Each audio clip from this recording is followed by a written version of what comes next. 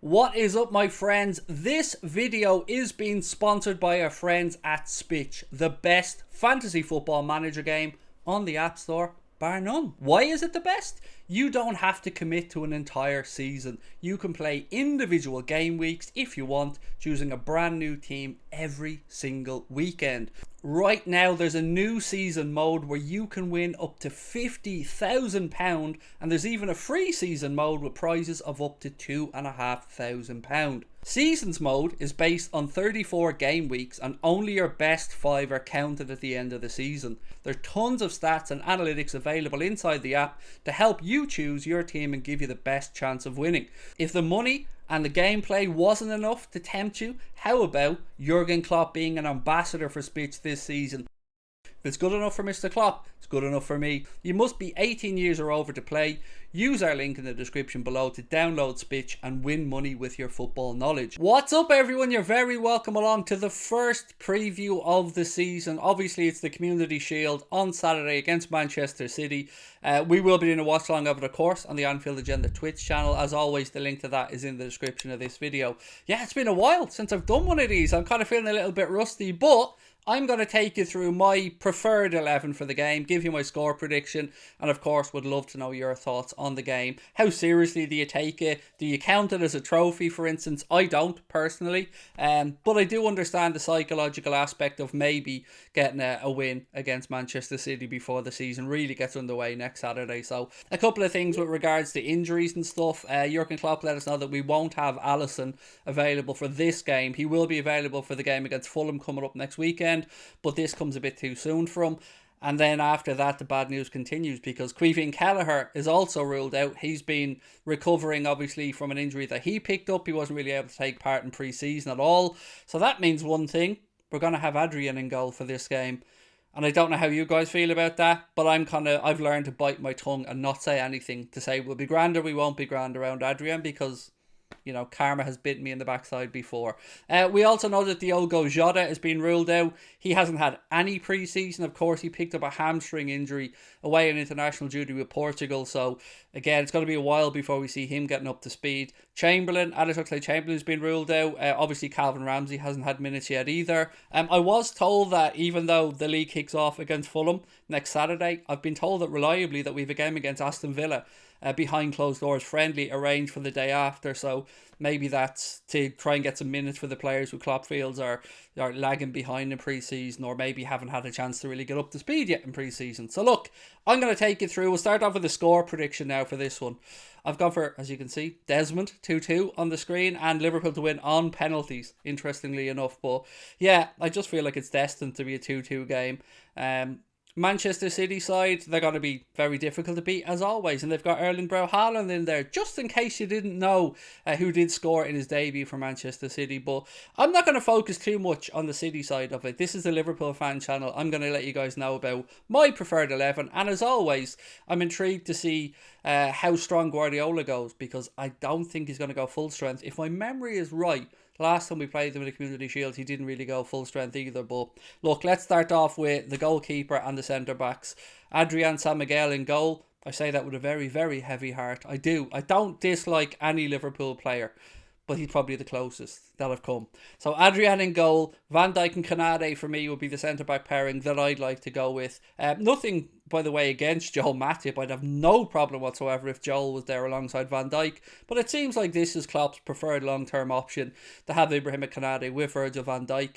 A suggestion that was made to me by somebody yesterday in our chat was, could you ever see a scenario where Virgil van Dijk maybe switches to the right side of centre-back in order to maybe help Trent out a little bit as cover? I don't see it as a possibility. I think it'll ever happen, but interesting nonetheless. Now look, at left-back and right-back, it's straightforward because there isn't really any competition. But I would say if Kostas Tsimikas had have been fit, I don't know, I maybe would have gone with Kostas. Not because I think he's better than Robbo, or because I think he's going to play more games than Robbo this season.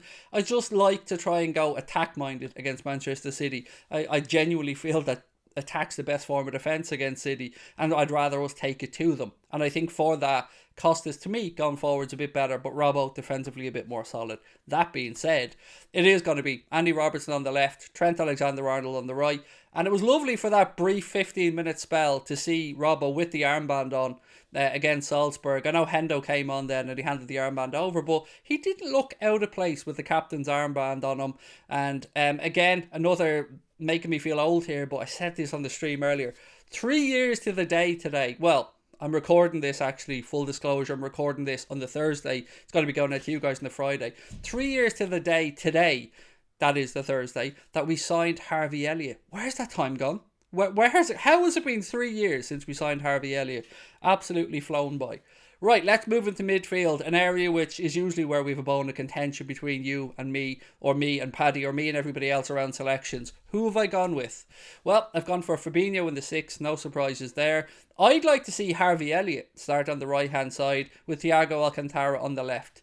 Look, a lot of people will be wanting to play Naby Keita. I can completely understand that. I think he looked quite sharp, actually, against Salzburg. And I'm all for the new shaved-headed Naby Keita. If that isn't an indication that shaving your head is the way to go, I don't know what is. He looked better with a shaved head. He played better with a shaved head.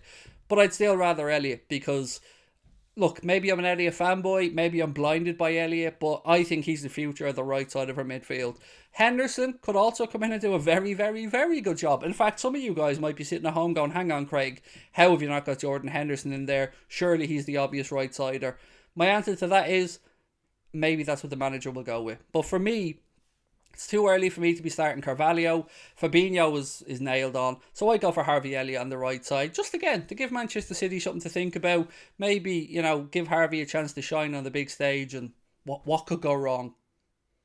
But anyway, I go with Elliott. That's where I'm going with. Right, move to the forward line now.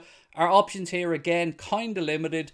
Diaz will play on the left. Salah will play on the right. And I don't think anybody will argue about that. That's where these guys will play most of the season. And look, I would have liked Diaz to got a goal in pre-season. I would have liked to. He had one ruled out against Salzburg. Correctly ruled out, I should say. But yeah, I mean, he's done a lot in pre-season, but he hasn't got himself a goal yet. So that's probably the one little critique we would add about his game, or point out about his game, is he's involved a lot. He's a very... well, he's a handful, isn't he, for opposition defenders. But for me, if he can add a few more goals this season, get himself up to maybe 12 to 15 in all competitions, that would be a good return. Mohamed Salah on the right-hand side. This man has come back into pre-season fresh after signing his new improved terms that will keep him at Liverpool for 4 years. And he has looked really good, really sharp, really fit. Got the new hairdo as well with the frosted tips, and I'm excited to see what the season has ahead for Mr. Mohamed Salah. And I think he's going to want to make a statement against Manchester City, because the talk will be around the forwards, it'll be around Darwin, it'll be around Haaland, and he'll want to remind everybody that he's the man to beat. And I think Mohamed Salah will win the Golden Boot this season. I said that the day before he signed his Liverpool deal, and I stand over it. So who have I gone from through the centre? Have I gone for Roberto Firmino? No, I've gone for Darwin, of course, because again, same reason I gave you about Mohamed Salah. I think Darwin will have been sick of seeing the negative stuff wrote about him by opposition fans, and this game could be billed as Darwin against Haaland. And I think our boy's going to want to put a show on, and I think he's going to have a point to prove. So, look, I'd have no issues if Firmino played. Bobby, big fan of his. I do think he's on the decline, full disclosure, but I'd have no problem if he played. But I'd rather Darwin, because we haven't seen enough of these guys together in pre-season. Darwin, Diaz and Salah. And I've been very impressed with Darwin. And I know people said he didn't score against Salzburg and people were critiquing him. I was impressed. I thought that was a very good 45-minute spell that he put in against Salzburg. He hit the crossbar, took up some good positions, occupied defenders. And Kloppo was right. We need to get players closer to Darwin, so there's a bit more room for us to operate and use him as a distraction, or use him as a link-up man, or to win second balls either. So yeah, for me, that's the team. Adrian in goal, Trent at right back, Robbo at left back, Van Dijk and Canade at centre back, Fabinho, Thiago and Harvey Elliott in midfield, with Lucho Diaz, Darwin Núñez and Mohamed Salah. That's a good team, you know. Apart from the goalkeeper, perhaps. So yeah, 2-2 for me is the prediction. Liverpool to win on penalties. Let me know your thoughts in the comment section. And as always, if there's any topics or videos you'd like us to cover on YouTube now, all of our videos are going to be pre-recorded. So any topics you'd like to see me have a chat about, please do put it in the comment section. And I will be doing a season preview where I do my Champions League predictions, my Europa League predictions, my relegation predictions. Little spoiler, Everton are going to be in the relegation predictions. I really think they're in trouble this season. Paddy disagrees with me, but you know, I think maybe it's wishful thinking on my part, I don't know, but I think they're going to go down. So look, with that in mind, my friends, I will wish you all a pleasant evening. Thank you for tuning in. Enjoy the game against Manchester City tomorrow, which will be Saturday. When you're seeing this, it'll be Friday. So don't forget, Twitch, watch along, full match content, 4 hours with the live stuff on Twitch on a match day, and then you'll get your match reaction on here as well. Thank you for your time. Enjoy the great weather. Talk to you soon. Much love. Bye-bye.